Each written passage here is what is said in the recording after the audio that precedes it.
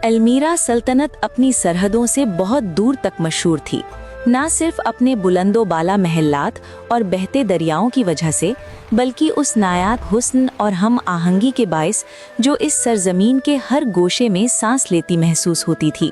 सरसब्ज और शादाब मैदान हदे नज़र तक फैले हुए थे, घने जंगल कदीम राज सरगोशियों में बयान करते थे और रंग बरंगे फूल ऐसे खिले होते थे गोया जादू ने उन्हें छू लिया हो। मगर अल्मीरा सल्तनत की असल खूबसूरती उसके मनाजिर में नहीं बल्कि उसके लोगों के दिलों में बसती थी। यहाँ मोहब्बत, एतमाद और सुकून फितरी तौर पर परवान चढ़े थे।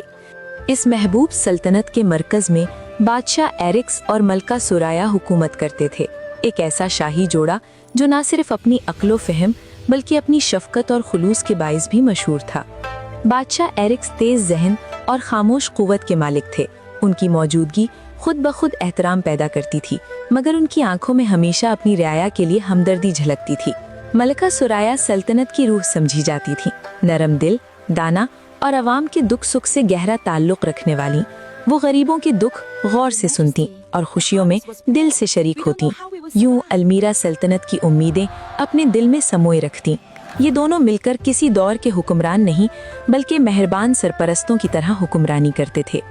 उनकी सबसे कीमती दौलत ताहम उनकी इकलौती बेटी शहजादी लूनीसा थी।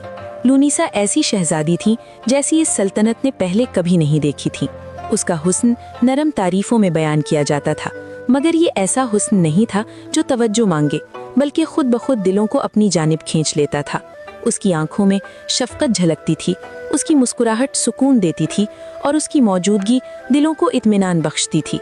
मगर लूनीसा सिर्फ शाही लिबास में लिपटी खूबसूरती ना थी, उसके अंदर एक बहादुर और पाक दिल रूह बसती थी, ऐसी क़ुव्वत इरादी जिसकी तारीफ तजर्बाकार जंगजू भी करते थे।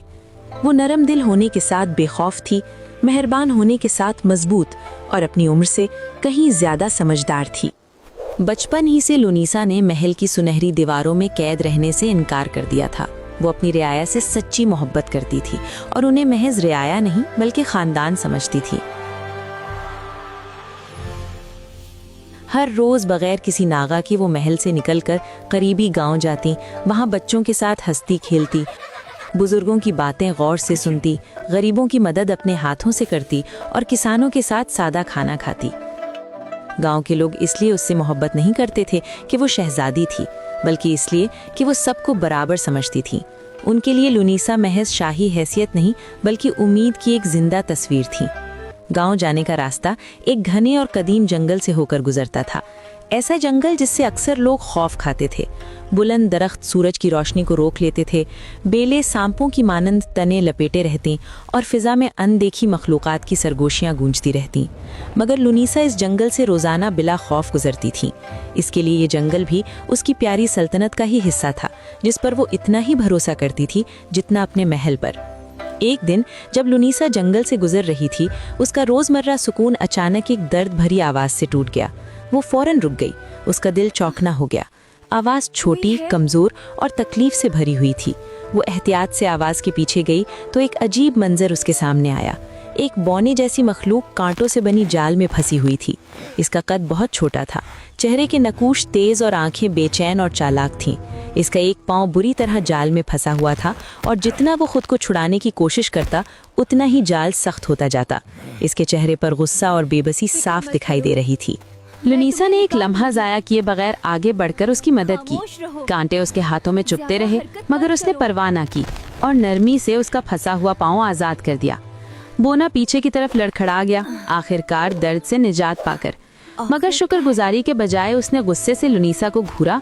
तुमने ठीक से मदद नहीं की, मेरी हड्डियां टूट गई हैं, मेरे पूरे जिस्म में दर्द हो रहा है। लूनीसा एक लम्हे को हैरान हुई, मगर उसके सख्त अल्फाज ने उसके दिल को जख्मी ना किया।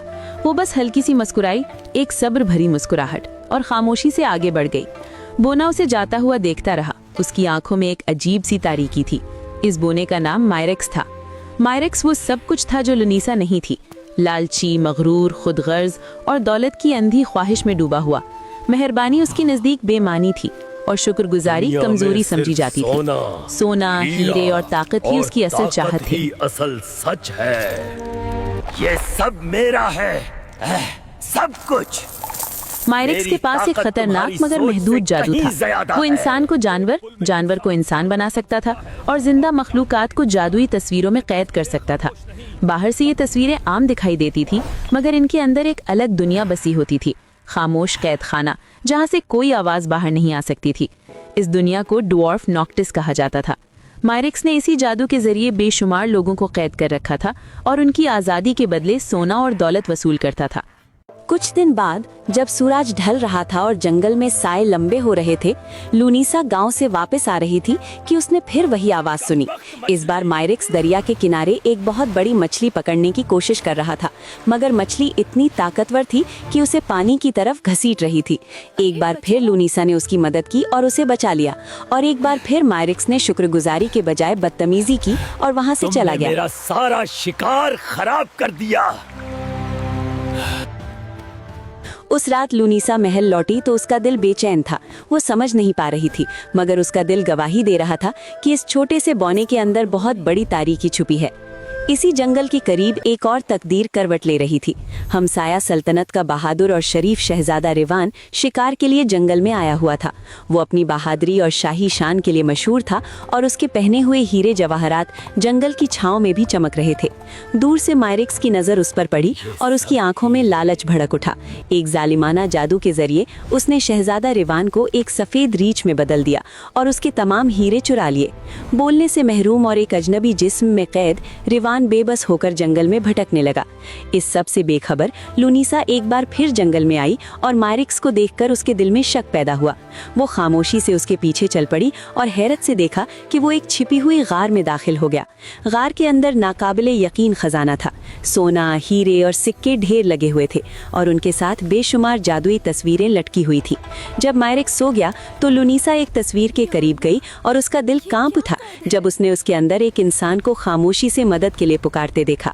इसी लम्हे लूनीसा की तकदीर ने एक नया रुख इख्तियार किया। शहजादे लूनीसा छुपी हुई गार के अंदर खामोश खड़ी थी। दिल जोर जोर से धड़क रहा था और सांस बेतरतीब थी। टिमटिमाती मशअलों की रोशनी में सोने, हीरे और बेशकीमत खजाने बिखरे हुए नजर आ रहे थे, मगर असली खौफ उन तस्वीरों में छुपा था जो दीवारों पर लटकी हुई थीं। करीब जाकर लूनीसा ने सच्चाई देखी। ये आम तस्वीरें नहीं बल्कि जादुई कैद खाने थीं। हर फ्रेम के अंदर कैद इंसान और जानवर अपनी आंखों में खौफ और खामोश मदद की दरख्वास्त लिए दिखाई दे रहे थे। दिल दहल गया कि मायरिक्स ने मजलूमों की जिंदगियां चुराकर उन्हें जादुई तस्वीरों में कैद कर दिया था। एक तस्वीर ने उसकी तवज्जो खींची। एक नौजवान लड़का उसमें शिद्दत से मदद मांग रहा था। लूनीसा ने कंपकपाते हुए ठंडे शीशे को छुआ और महसूस किया जैसे तस्वीर जिंदा हो, उसकी हमदर्दी को पहचान रही हो। मायरिक्स जिंदगियां चरा रहा है। ये सब उसकी सयाह जादूगरी। अचानक मायरिक्स जागा। खौफ के आलम में लूनीसा ने फौरन तस्वीर उठाकर अपनी चादर में लपेट ली और जंगल में फरार हो गई। वो रुकते हुए दरिया के किनारे पहुंची। चांदनी पानी पर पड़ रही थी। तस्वीर को अपने गोद में रखकर उसने वादा किया कि वो कैदियों की रिहाई के लिए कोई रास्ता तलाश करेगी। हालांकि वो जानती थी कि ये दुनिया ड्वार्फ नॉक्टिस खामोशी में बंद है। इतने में जंगल की छांव से एक सफेद रीछ मेमूदार हुआ। खौफ के बावजूद रीछ ने नर्म आवाज में बात की और बताया कि वो दरअसल शहजादा रिवान है। डरो मत, मैं इंसान हूँ। मेरा नाम रेवान है। यही वो शेष है जिसने मुझे इंसान से जानवर बना दिया। मायरिक्स लालच में अंधा है। वो लोगों को जानवर बना देता है या तस्वीरों में कैद कर देता है। लूनीसा ने पहचान लिया कि वही नौजवान है जो तस्वीर में कैद था। रिवान ने बताया, इसका जादू भी है। अगर वो अपनी ही जादुई तस्वीर के सामने जादू करे तो खुद कैद हो जाएगा। लूनीसा ने एक खतरनाक मंसूबा बनाया। उसने जंगल के रास्ते में सोने के सिक्के बिखेर दिए, जानते हुए कि मायरिक्स की लालच उसे पीछे करेगी। सुबह होते ही मायरिक्स सिक्के उठाते हुए एक खुले मैदान में पहुंचा। वहां शहजादी लूनीसा पुरसुकून खड़ी थी। उसके पास सफेद रीछ मौजूद था और हाथ में एक जादुई तस्वीर थी, तैयार कहानी को हमेशा के लिए खत्म करने के लिए। जंगल का खुला मैदान गैर मामूली खामोश था, जैसे पूरी फितरत अपनी सांस रोककर इंतजार कर रही हो। मैदान के बीचों बीच शहजादी लुनीसा पुरसुकून मगर पुरएतमाद खड़ी थी। उसके हाथ में जादुई तस्वीर थी जो हल्की रोशनी से दमक रही थी। दरख्तों के दरमियान से मायरिक्स नमूदार हुआ। उसका छोटा जिस्म तेजी से हरकत कर रहा था। उसकी तेज आंखें जंगल में बिखरे हुए सोने के सिक्के देखकर चमक रही थी। हर कदम लालच से भरा हुआ था, होशियारी नहीं थी। जब वो आखिरकार खुले मैदान में पहुंचा और ऊपर देखा तो हैरत से उसकी आंखें खुल गईं। शहजादी लुनीसा, शहजादी लुनेसा, शाही सैर के लिए कैसी अजीब जगह चनी है। लुनीसा ने बेखौफ नजरों से उसका सामना तुम किया। सोने का पीछा ऐसे करते हो जैसे साए रोशनी का। मुझे मालूम था तुम जरूर आओगे। मायरिक्स की निगाह तस्वीर पर गई, फिर उस सफेद रीछ पर जो लुनीसा के पास खड़ा था। उसके होंठ एक तंजिया मुस्कुराहट में मुड़े। तो तुमने मेरा राज जान लिया और साथ में एक पालतू भी ले आई हो।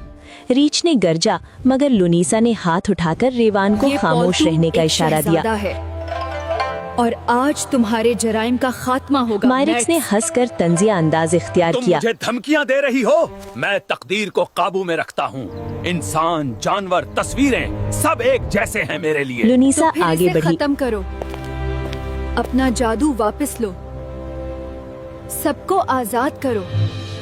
मायरिक्स की हंसी जालिमाना हो गई। क्या तुम वाकई समझती हो कि मैं अपनी ताकत या सोना छोड़ दूंगा? कभी नहीं। लुनीसा ने अगर गहरा तुमने सांस ऐसा लिया। ना किया तो ये खजाना, ये दुनिया जो तुमने बनाई है, सबके सामने मायरिक्स आ के जाएगी। चेहरे पर पहली बार शक नमूदार हुआ, तुम जो जल्दी मुझे गुस्से में चैलेंज बदल गया। करने की हिम्मत कैसे कर सकती हो? बिल्कुल वैसे ही जैसे लुनीसा ने मंसूबा बनाया था। गुस्से और तकब्बुर में मायरिक्स ने अपने हाथ बुलंद किए। उसकी उंगलियों के गिर्द स्याह जादू घूम रहा था। मैं तुम्हें हकीकी ताकत दिखाऊंगा। जब वो अपना जादू पढ़ना शुरू कर रहा था, लुनीसा का दिल जोर जोर से धड़क रहा था, लेकिन वो न हिली। आखिरी लम्हे में जब मायरिक्स ने जादू छोड़ा, लुनीसा ने तस्वीर आगे बढ़ा दी। जादू तस्वीर से टकराकर एक अंधेरे में रोशनी का धमाका हुआ। जमीन जोर से लरजने लगी। जादू मुड़कर और चकराकर वापस मायरिक्स की तरफ लौट गया। उसके चेहरे पर खौफ की लकीरें उभर गईं जब हकीकत देर से सामने आई। नहीं, रुको, उसने चीखा, मगर अब बहुत देर हो चुकी थी। रोशनी की तारें मायरिक्स के गिर्द लिपट गईं, उसे जबरदस्ती तस्वीर की तरफ खींच लिया। जंगल में खामोशी छा गई। लानत खत्म हो गई। एक ताकतवर जादू की लहर जंगल और जमीन में फैल गई। मायरिक्स की गार में छिपी हुई तमाम तस्वीर रोशनी में दमकने लगीं। शीशे टूटे और अंदर से लोग, बच्चे, खवातीन, मर्द और जानवर सब अपने असली रूप में वापस आए। उलझन की चीखें राहत की आह में बदल गईं। खानदान एक दूसरे को गले लगाते, गुमशुदा जाने वापस आईं। लुनीसा के पास सफेद रीछ घुटने टेक कर बैठा। रोशनी ने उसके जिस्म को घेर लिया। आहिस्ता आहिस्ता जादू खत्म हुआ और रीछ की जगह शहजादा रेवान खड़ा था। इंसान, नोबल और आजाद। उसने हैरत से हाथों को देखा, फिर लुनीसा की तरफ। हम सबको बचा सब खत्म हो गया, उसने सरगोशी की। तुमने हमें सब बचा लिया। लुनीसा की आंखें भर आईं। दूसरे को बचाया। नहीं, उसने नर्म आवाज में कहा, हमने एक दूसरे को बचाया। आजाद लोगों ने उसके सामने झुककर शुक्रिया अदा किया, मगर लुनीसा की निगाह रेवान पर थी। खतरे, हौसले और एतमाद ने जो रिश्ता बनाया था, खामोश मगर मजबूत था। खबर फैल गई कि मायरिक्स शिकस्त खा गया और ड्वार्फ नॉक्टिस हमेशा के लिए खत्म हो गया। जंगल जो पहले खौफ में डूबा था, अब जिंदगी से भर गया। शहजादा रेवान का पुरतपाक इस्तकबाल महल में हुआ। बादशाह एरेक्स और मलिका सुराया ने पूरी कहानी सुनकर हैरत से आंखें खोली। फख्र था ना सिर्फ बहादुरी पर, बल्कि लुनीसा की मेहरबानी और हिम्मत पर। चंद दिनों बाद लुनीसा और रेवान करीब आए। महल के बागात में चलते, चांदनी में बातें करते और दुनिया की कहानियां बांटते। उनकी मोहब्बत आहिस्ता, पुरअसर और सच्ची थी। आखिरकार एक शानदार शादी हुई। शहजादी लुनीसा और शहजादा रेवान की शादी उम्मीद की अलामत बन गई, न सिर्फ अल्मायरा साल्टन के लिए बल्कि पड़ोसी इलाकों के लिए भी। गलियों में फूल और खुशी की आवाजें थीं। लोग जश्न मना रहे थे, न सिर्फ एक शहजादी की शादी की वजह से, बल्कि क्योंकि नेकी ने लालच पर फतह हासिल की थी। और यूं अमन वापस आया, मोहब्बत कायम रही। शहजादी लुनीसा की दास्तान नस्ल दर नस्ल सुनाई गई कि हकीकी ताकत जादू या सोने में नहीं, बल्कि हिम्मत, मेहरबानी और मोहब्बत में है।